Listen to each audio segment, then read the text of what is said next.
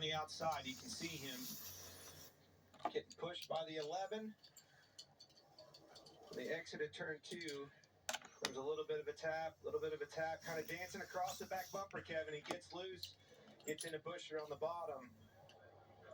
Well, one thing with those Toyotas, the Toyotas are hard to push. I wrecked Tyler Reddick that very same way that Denny Hamlin just turned Christopher Bell right there off the front of his front bumper. And there's a little crown on the front of those front and rear bumpers of those Toyotas, and they're much harder to push than the Fords are. See how that wall comes out right there? He hit that thing almost head on. That is a huge hit. And it happens before you even know what happened.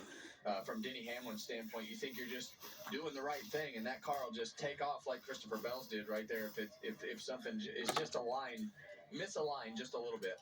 Let's watch from the Celsius cam on board Ryan Preece, who was right behind them. You see it start dancing across the back bumper.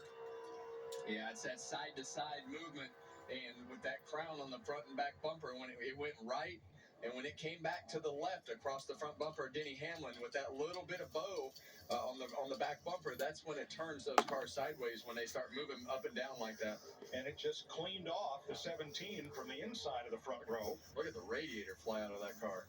You know, the one thing that's consistent since we've been going to these Gen 7 cars, guys, I did a little digging this week, and I'm like, all right, where do these wrecks happen, right? And the average is 1.6. That means those first 2 cars normally are where the wreck starts. There's a prime example of just that. Well, the 30-year-old from North